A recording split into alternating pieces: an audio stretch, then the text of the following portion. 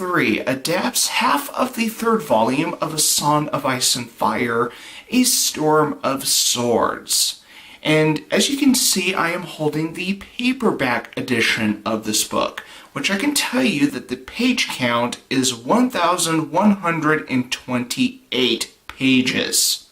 So there is no way in hell that this third season could possibly adapt all these pages in 10 episodes. So that is why I am pleased that this book in particular was adapted in 2 seasons instead of 1. I look forward to talking about Season 5 after I'm done with Season 4. As production values go, Game of Thrones still continues to be one of the most expensive shows ever produced after 3 seasons straight. The overall design is still impeccable, the CGI is still well done, and the choreography is still good. So it still remains consistent with the past 2 seasons. Ramin Djawadi continues to compose the music for Game of Thrones, and it doesn't disappoint here.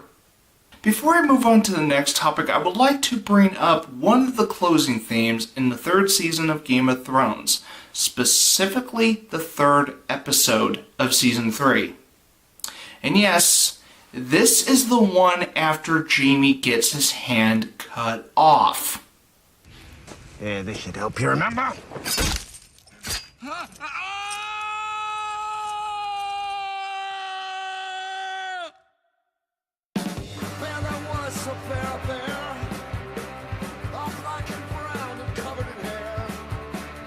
Now there actually was an explanation as to why the closing theme was done this way. It was a decision by the showrunners themselves. I'm going to be completely honest with you, I do not like this closing theme at all.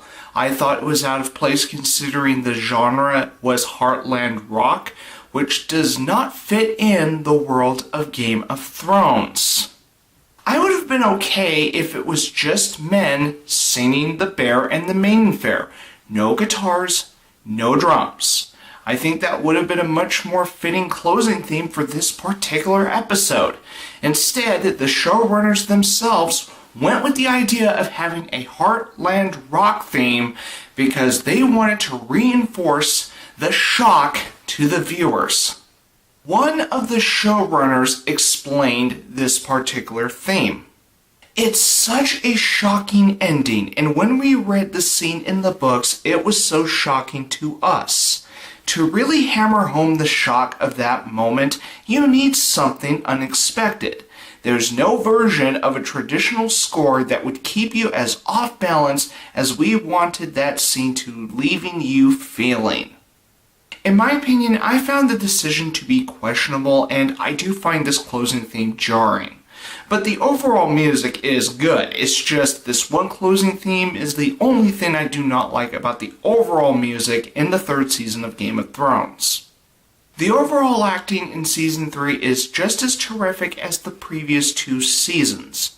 Now, there are some emotional performances this time around, especially near the end of Season 3. I will go about that in a minute. But Peter Dinklage is at his A-game. Not to mention, he starts becoming more badass in this season. Then you'll be fucking your own bride with a wooden cock. Oh my. I suppose I should mention that Daenerys does become more badass in this season, and I did enjoy seeing Daenerys become more of a badass this time around. Although my enjoyment of seeing Daenerys as a badass would not last very long, although it does not involve this season. It does involve a future season, but that's for another time to talk about. When it comes to the overall plot of the 3rd season of Game of Thrones, certain storylines continue to move forward and forward, which is typical when it comes to this show. Now, Season 1 may have established the settings, story, and characters, and Season 2 moves forward after establishing all that. When it comes to Season 3, it is known for having shocking turn of events, especially the infamous Red Wedding. Many viewers, including myself, found the Red Wedding reception scene to be horrific, as well as heart-wrenching. Overall, the third season of Game of Thrones still has impeccable design and settings, it is still shot well, still has great action scenes, has top-notch acting, memorable characters, and a plot that does have shocking turn of events that does make it one of the most unforgettable seasons in the show. Another nitpick that I have with the third season of Game of Thrones does involve the Hound fighting this one guy, and please excuse me that I do not remember who this particular character the Hound fights, so please bear with me. But after he kills this one guy, he comes back. And how they explain this is the Lord of Light brought him back after getting stabbed. And the Lord of Light is a deity that Melisandre has mentioned a number of times, and, well, they actually explain what the Lord of Light is capable of doing. How they explain the Lord of Light bringing this one particular character back to life is not explained very well. I will give George R.R. Martin some credit that he does portray religion pretty well, whether it be positive or negative. But one thing's for certain, there definitely are a number of characters that have their own beliefs. And I do appreciate that this series does portray spiritual diversity. Even though Melisandre's beliefs do appear to be extreme, what I don't like about her deity in the series is that the Lord of Light comes off as plot convenience. Because when the Hound killed that one guy, after he comes back, they explain that the Lord of Light brought him back like 5 or 6 times. Which is a half-assed explanation.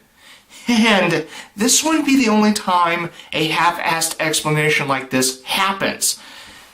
It happens again later in the show. If you like this review, feel free to hit the like button, and if you want to follow my channel, please feel free to hit the subscribe button. And as always, you're welcome to leave me a comment if you feel so inclined. And thanks for watching, and I will see you in the next review.